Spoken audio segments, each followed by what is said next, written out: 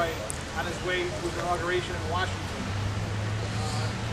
The history has it that Abraham Lincoln was in Albany being greeted by the legislature and the governor on February 18, 1861, at which time a delegation from Troy went to visit Mr. Lincoln and asked him to come to the city of Troy. The delegation was led by Martin Townsend, who served on the city council in Troy in 1842 to 1843, 1856 to 1858. He was also a district attorney in Rensselaer County from 1842 to 1845, and in 1874 he was elected to Congress. So this was a very prominent man who was also on the board of directors at the Central Bank of Troy, which is located at 13 First Street, in a building that still exists today. So Mr. Townsend led this delegation to Albany to ask Mr. Lincoln, President Lincoln, to come to Troy. And this was 140 years ago. Troy was a bustling city full of industry. The population of Troy was about 39,235 people at the time. And Troy was a happening place. We had many leaders in industry that were able to convince President Lincoln to come to Troy. So, once he arrived in Troy, the mayor of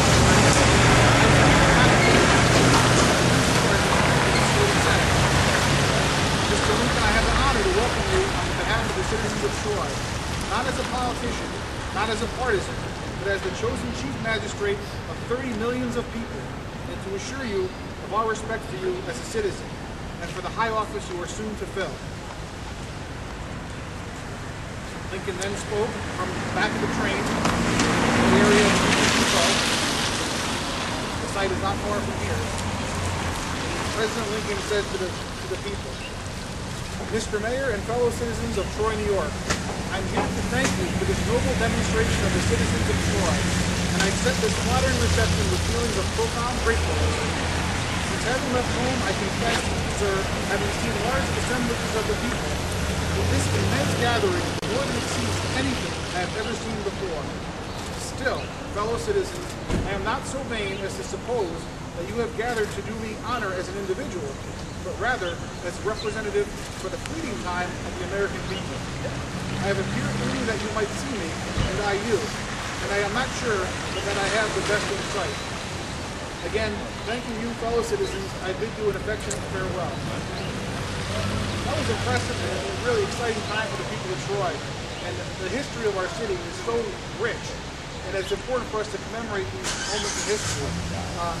Our new president, Barack Obama, had a similar train trip through parts of the country. He didn't come anywhere near Troy, unfortunately, but it just goes to show what an important role Troy had in the birth of this country and one of its years. And we're proud to have had this event occur in our city, and we're looking forward to commemorating it in a greater way in years to come with historical markers and a better education of our school children and citizens.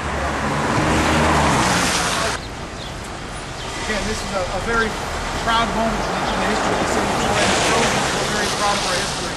And all too often we don't treasure it as much as we should. And that goes for myself, who's becoming a student of Troy history, and for our children in school who don't learn enough about the history of the city that they're growing up in. I can say, in discussing this visit of Lincoln with my wife and friends, they're shocked that the president visited Troy, and so many other presidents have visited Troy, but much so Abraham Lincoln visiting Troy and addressing a crowd of 30,000 people at a time when the city's population was under 40,000. This is a day in history that we will remember every year in the city of Troy, and make it a point to encourage our children and our schools to teach the history of the city of Troy to their students and our children, because it's important for us. We live in a beautiful city with monuments and architecture that has seen the birth of this country, that has seen the progress of this country, and all too often we seem to forget about that. As I mentioned, 13 First Street, just down the block, an old bank that helped fund and finance the birth of this country, where Martin Townsend was a board member who went to ask Lincoln to come to Troy. The Cannon Building, the monument, the Hendrick Hudson, where Richard Nixon was, and Robert Kennedy was, and many other presidents. This is a city rich in history. I'm proud to be the mayor of such a fine and great city, and we look forward to commemorating much more historical events in the years to come. Thank you all, and thanks for participating in this modest celebration. Thank you, Mayor. Great job. Thank you. Great job.